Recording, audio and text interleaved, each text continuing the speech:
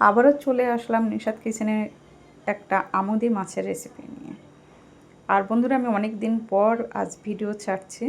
তো দেখো, আমুদি মাছটা আমি মাথাটা কেটে ধুয়ে একটা প্লেটে করে নিয়েছি।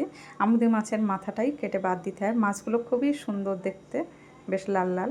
আজ বাজার থেকে আমার আমুদি মাছই নিয়ে এসেছিলো, তো সেই রেসিপিটা তোমাদের সঙ্গে আমি শেয়ার করেছি।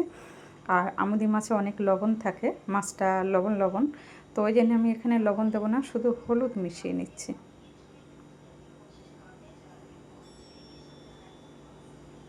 মাছগুলো বেশ ভালোই বড় বড়। মাছটা খেতে খুবই সুন্দর, ভালো লাগে। তো হলুদ মেশানো হয়ে গেছে। এবার গ্যাসে একটা আমি লোহার কড়াই বসিয়েছি, বসিয়ে একটু সাদা তেল দিয়ে দিলাম। তেলটা গরম হয়ে গেলে এক এক করে মাছগুলো ওই গরম তেলে আমি দিয়ে দেব। এতগুলো মাছ তো একসঙ্গে ভাজা যাবে না, এই মাছটা আমি 2-3 বারে ভাজবো।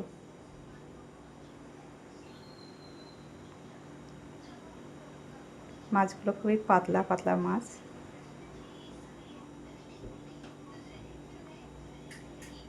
একটা সাইড হয়ে গিয়েছে মাছে, তো আমি আর একটা সাইড আমি উল্টে দেব। দেখো, একটা সাইড, 2 সাইডই ভাজা হয়ে গেছে। এবার আমি একটা প্লেটে তুলে নিচ্ছি, নিয়ে বাকি যে মাছগুলো ছিল সেগুলো এক এক করে আমি গরম তেলের মধ্যে দিয়ে ভেজে নিচ্ছি।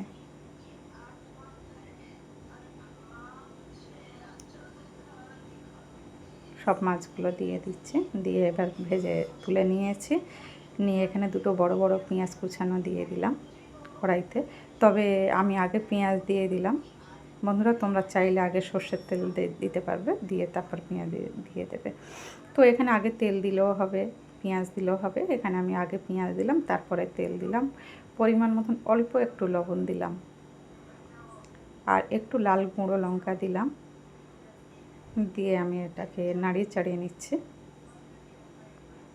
হ্যাঁ, আর এই মাছটাতে আমি একটু তেল বেশি করে দেবো, যেহেতু আমি এটা আমুদি মাছের তেল করব, সেই জন্য একটু তেলটা বেশি দিয়েছি।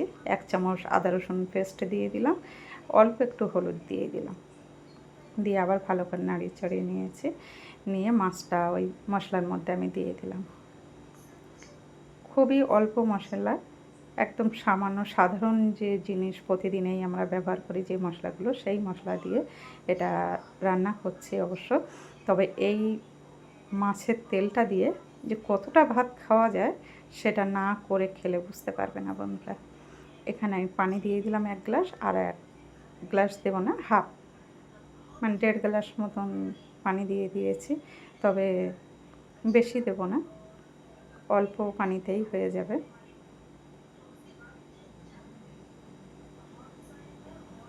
তারপরে জিরে, মরিচ, ধনিয়া গুঁড়া করা ছিল আমার একসঙ্গে, সে মশলাটা একটু ছড়িয়ে দিলাম উপরে।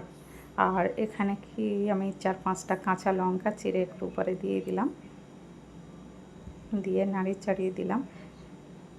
ঝোলটা অনেক কমে এসছে, তবে ঝোল একদমই থাকবে না, পুরো তেল উঠে আসবে। তারপর আমি গ্যাসটা অফ করব। আর অল্প একটু কাঁচা সরিষার তেল ছড়িয়ে দিলাম উপরে, কারণ আমার এটা খুব ভালো লাগে কাঁচা তেলের গন্ধটা, বিশেষ করে মাছের ঝোলে বা মাছের এরকম তেলে। সেই জন্য আমি একটু তেল দিয়ে দিলাম, তোমরা এটাকে না দিতেও পারো বন্ধুরা। এবার একটা প্লেটে সাজিয়ে আমি পরিবেশন করছি। দেখো, তো আমার এইভাবে রেসিপিটা তোমাদের কেমন লাগলো সবাই একটু বলবে, প্লিজ কমেন্ট করবে। আর নতুন বন্ধু থাকলে সাবস্ক্রাইব করে আমার পাশে থাকবে। সবাই লাইক কমেন্ট শেয়ার করবে কেমন হয়েছে আমার রেসিপিটি। আর এইভাবে তোমরাও একটু বাড়িতে বানিয়ে খেয়ে দেখবে, আশা করছি ভীষণ ভালো লাগবে। যেদিন এইভাবে রেসিপিটা করে দেখবে সেদিন মনে হবে যে ভাত আরেকটু বেশি করে খেয়ে দেখি, কারণ আমি নিজেই এটা করেছি, সেই জন্য আমি বললাম। তো সবাই ভালো থাকবে, সুস্থ থাকবে বন্ধুরা, আজ এ পর্যন্তই।